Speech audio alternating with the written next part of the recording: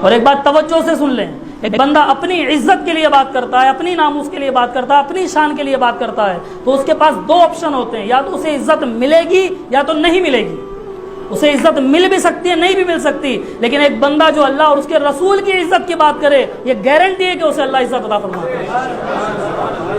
اسے کسی صاحب نے کہا تھا کہ حضرت بہت کم عمر ہے، ابھی پوری زندگی پڑی ہے، بہت سارے موقع آتے ہیں جب آپ اتنا کھل کر بات کر سکتے تھے، ابھی کیوں بات کی؟ یہ جرأت کہاں سے آئی؟ یہ ہمت کہاں سے آئی؟ میں نے کہا تم یہ بات مجھ سے پوچھتے ہو، جاؤ حضرت معاذ اور حضرت معوذ سے پوچھو۔ جب جنگ بدر کا میدان سجنے والا تھا، میرے آقا کریم علیہ الصلوۃ والتسلیم کی بارگاہ میں دو بچے آئے جو ابھی سن بلوغت کو بھی نہ پہنچے تھے، ابھی بالغ بھی نہیں ہوئے تھے، میرے آقا کی بارگاہ میں حاضر ہوئے، عرض کیا حضور ہم بھی جنگ پہ جانا چاہتے ہیں۔ میرے آقا نے فرمایا اے شہزادوں، بچوں کا جنگ میں کوئی کام نہیں ہوتا، اجازت نہیں، ہم تمہیں نہیں لے جا سکتے۔ وہ رونے لگے، تڑپنے لگے، گزارشات پیش کرنے لگے، ریکویسٹ کرنے لگے، ہاتھ جوڑنے لگے، حضور ہم جنگ میں جانا چاہتے ہیں۔ میرے آقا نے مسکرا کر فرمایا اگر ایسا ہے تو پھر جاؤ اور جا کر میرے صحابہ کے ساتھ صف میں کھڑے ہو جاؤ، اگر تمہارے کندھے صحابہ کے برابر ہو گئے تو تمہیں جنگ میں لے چلوں گا۔ کیا وہ نہیں جانتے تھے کہ ہماری لمبائی صحابہ کے برابر نہیں ہوگی؟ لیکن وہ دونوں بچے پھر بھی گئے اور صف میں جا کر کھڑے ہو گئے۔ ایک صحابے نے پوچھا بچوں یہاں کیا کر رہے ہو؟ کہا نبی آخر الزمان نے فرمایا ہے کہ اگر ہمارے کندھے آپ کے کندھوں کے برابر ہو گئے تو جنگ میں لے چلیں گے۔ کہا تو پھر تمہارے کندھے تو میرے برابر نہیں ہو رہے، ایسا کرو جو سب سے کم ہائٹ والے صحابی ہیں ان کے پاس جاؤ، جن کا قد سب سے چھوٹا ان کے پاس جاؤ۔ انہوں نے پورے مجمع پہ نظر دوڑائی، سب سے کم ہائٹ والے، سب سے کم قد والے جو صحابی نظر آئے ان کے پاس جا کر کھڑے ہوئے، لیکن ابھی بھی کندھا ملتا نہیں تھا۔ ایک صحابی نے دوسرے صحابی سے کہا کہ ایسا کرو بھائی کوئی پتھر اٹھا لاؤ۔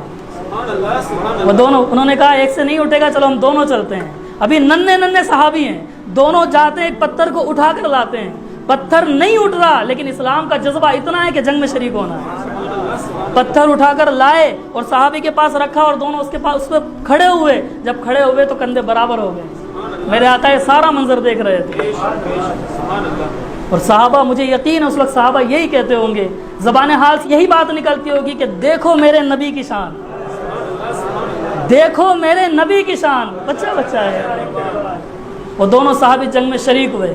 اب جنگ بدر کا میدان سج چکا ہے، صحابہ فوج صفے لگا کر کھڑے ہوئے ہیں، مکمل تلواریں نہیں ہیں، مکمل ہتھیار نہیں ہیں، بے سر و سامانی کا عالم۔ دونوں صحابی آس پاس کھڑے ہوئے ہیں، ننھے صحابی ہیں، چھوٹی چھوٹی تلواریں ہیں، ایک بڑے صحابی، بزرگ صحابی آگے کھڑے ہوئے ہیں۔ ایک بچے نے کندھے پر ہاتھ رکھ کے کہا چچا۔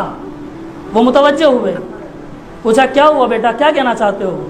کہا مجھے بتاؤ ابو جہل کون ہے، مجھے بتاؤ ابو جہل کون ہے۔ ابھی انہوں نے، ان بزرگ صحابی نے جواب نہیں دیا تھا، دوسرے صحابی نے کندھے پر ہاتھ رکھا، چچا۔ وہ متوجہ ہوئے، بیٹے کیا ہوا؟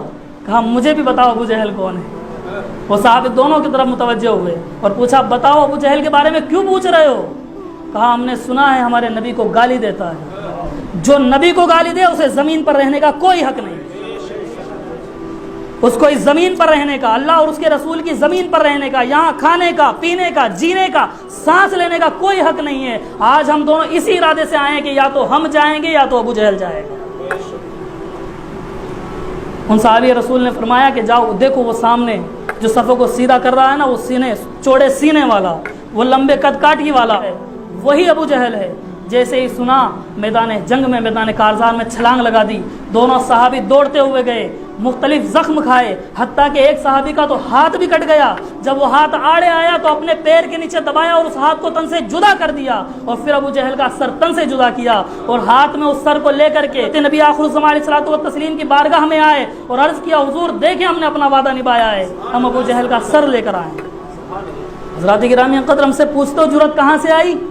جاؤ پوچھو معاذ اور معوذ سے۔ تم سمجھتے ہو ہماری ماؤں نے ہمیں صرف دودھ پلایا ہے؟ صرف دودھ نہیں پلایا، جرأت بھی پلائی ہے، بہادری بھی پلائی ہے۔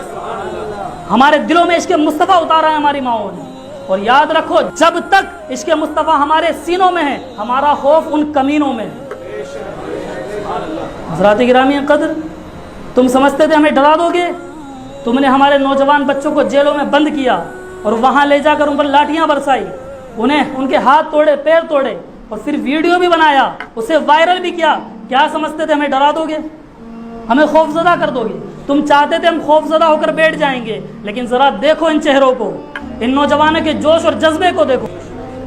تم ڈرانا چاہتے تھے، ہم ڈرے نہیں بلکہ اور ہمت والے ہو گئے. ہم نے دیکھا کہ وہ بچے، جو نوجوان ہمارے بچے مار کھا رہے تھے، لیکن جب وہاں سے نکلے تو فخر کے ساتھ بول رہے تھے کہ ہم نے جو بھی زخم برداشت کیے ہیں وہ اللہ اور اس کے رسول کے لیے برداشت کیے. تم نے سہیل اور مدثر کے سینوں پر گولیاں ماری، ان کے سروں پر گولیاں ماری. تم سمجھتے تھے کہ انہیں مار دیں گے تو ہم یہ ڈر جائیں گے اور پھر ڈر کر واپس نہ آئیں گے، رسول اعظم کی شان میں دوبارہ نہیں بولیں گے، ان کے خلاف بولنے والوں کے خلاف کھڑے نہیں ہوں گے. لیکن ذرا جا کر سنو اس ماں کا بیان. جب اس ماں نے بیان دیا تو میرے ذہن میں تاریخ کے پنے پلٹے، اور وہ وقت ذہن میں آیا کہ جب جنگ احد کے مقام پر میرے آقا کریم علیہ الصلوۃ والتسلیم کے دندان مبارک پر حملہ ہوا اور آپ کا دانت کا کچھ حصہ ٹوٹ گیا، آپ زخمی بھی ہوئے.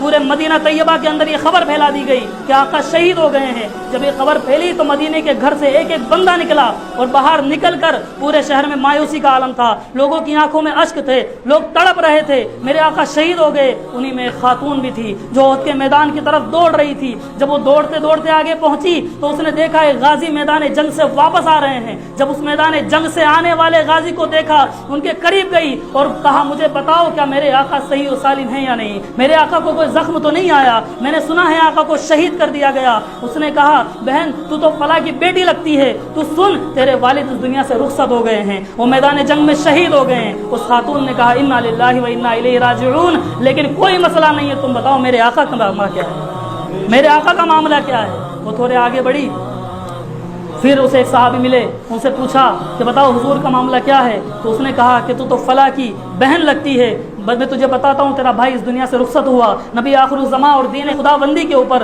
اس نے اپنی جان کو قربان کر دیا ہے. اس نے پھر انا للہ و انا الیہ راجعون پڑھا اور پھر پوچھا بتاؤ میرے آقا کا معاملہ کیا ہے، انہیں زخم تو نہیں آیا، انہیں تکلیف تو نہیں پہنچی؟ اس نے کہا کہ وہ صحیح و سالم ہے، لیکن دل کو تشفی نہ آئی. وہ دوڑ کر پھر آگے بڑھی، پھر ایک اور صحابی ملے، ان سے بھی پوچھا کہ بتاؤ میرے آقا کے معاملہ کیا ہے، میں نے سنا ہے انہیں شہید کر دیا گیا، آنکھوں میں اشک ہے، دل ٹوٹا ہوا ہے، غم زدہ سی آواز ہے. پھر پوچھا بتاؤ میرے آقا کا کیا معاملہ ہوا. انہوں نے کہا کہ تو فلاں کی ماں لگتی ہے، تیرا بیٹا جنگ کے اندر شہید ہو گیا ہے. اس نے کہا مجھے کوئی فرق نہیں پڑتا، میرا باپ جائے کوئی مسئلہ نہیں ہے، میرا بھائی جائے کوئی مسئلہ نہیں ہے، میرا بیٹا شہید ہو جائے کوئی مسئلہ نہیں ہے، کیونکہ مجھے تو فخر ہے اس بات پر کہ میرا خاندان جس ذات کے اوپر قربان ہوا ہے کل بروز حشر وہ جنت میں لے کر جائیں گے. لیکن مجھے یہ بتاؤ میرے آقا کا معاملہ کیا ہے. اس نے کہا، ان صحابی رسول نے کہا کہ آقا علیہ الصلوۃ والتسلیم صحیح و سلامت ہے. لیکن ابھی بھی دل کو تشفی نہیں ہوئی. وہ خاتون دوڑتی ہوئی چلی جا رہی تھی، سامنے سے میرے مصطفیٰ جان رحمت کو دیکھا.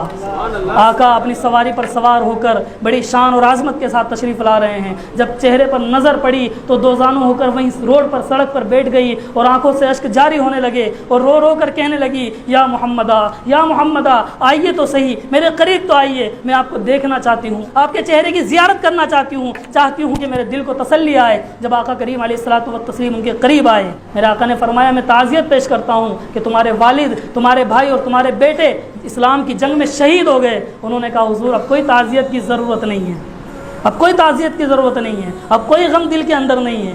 جب آپ ہیں تو غم کو کوئی جگہ نہیں ہے میرے دل کے اندر. اور پھر معاملہ وہی ہوا کہ ان کے نثار کوئی کیسے ہی رنج میں ہو، ان کے نثار کوئی کیسے ہی رنج میں ہو، جب یاد آ گئے ہیں سب غم بلا دیے، ان کی مہک نے دل کے غنچے کھلا دیے، جس راہ چل دیے ہیں کوچے بسا دیے ہیں. اور وہ ماں بھی مجھے یاد آتی ہے کہ جو اپنے بچے کو لے کر میرے آقا کی بارگاہ میں پہنچی تھی. شیر خوار بچہ ہے، ابھی دودھ پیتا ہے، ابھی نہ چلنا جانتا ہے، نہ کھڑا ہونا جانتا ہے، نہ بولنا جانتا ہے. میرے آقا کی بارگاہ میں لے کر پہنچی اور پہنچ کر عرض کرنے لگی حضور اس بچے کو قبول فرما لیں، آپ جنگ میں جا رہے ہیں اسے بھی لے جائیں. میری خاتون کہنے لگی حضور میں چاہتی ہوں کہ آپ کے ساتھ جنگ میں شریک ہو، جس طور پر بھی آپ چاہیں اسے لے جائیں. میرے آقا نے فرمایا بات تمہاری صحیح ہے، لیکن یہ میری پیاری صحابیہ مجھے ذرا بتاؤ میں اس کو کیسے استعمال کروں گا، جنگ میں یہ میرے کیسے کام آئے گا. تو پھر اس عورت نے ایک تاریخ ساتھ جملہ کہا اور دنیا کی تمام ماؤں کو پیغام عطا فرمایا. وہ کہنے لگی کہ حضور جب آپ پر تیروں کی بارش ہو، جب چار جانب سے تیر برسنے لگے تو میرے بیٹے کو ہاتھ میں لینا اور ڈھال کی طرح اٹھا دینا، سارے تیر یہ بچہ برداشت کرے گا، آپ پر ایک تیر بھی نہیں آنا چاہیے. पूरी दुनिया की माओं को सिखा दिया कि हमारे बच्चे किसके लिए हैं, ये ज़मीन और ज़मा किसके लिए, ये मकीन और मका किसके लिए, ये दहन में ज़बा किसके लिए, ये बदन में हैजा किसके लिए, हम आए यहाँ किसके लिए, उठेंगे भी वहाँ किसके लिए। ये सब कुछ नबी के लिए है, ये सब कुछ आका के लिए है। हमारे बदन के अंदर जो जान है वो भी मुस्तफ़ा का सदका है, जो हम बात कर रहे हैं ये ज़बान है वो भी मुस्तफ़ा का सदका है। हमारे जिस्म का एक एक कतरा, एक एक खून का कतरा सिर्फ और सिर्फ आका अलैहिस्सलातु व तस्लीम का सदका है। अगर ये ज़िंदगी नबी पर काम ना आ सकी तो फिर बेकार है ये ज़िंदगी। और मैं सलाम करता हूँ उन माओं को जिनके बच्चों ने अपनी जानों को कुर्बान करके पूरी दुनिया को पैगाम दिया कि जो जान मांगो तो जान देंगे, जो माल मांगो तो माल देंगे, मगर हमसे ये ना हो सकेगा कि नबी का जाहो जलाल देंगे। और ये एक जान क्या है, अगर हो करोड़ों तेरे नाम पर सबको कुर्बान करूँ मैं। हज़रात गिरामी क़द्र, घबराहट खौफ उनको होता है जिनके अंदर ईमान नहीं होता।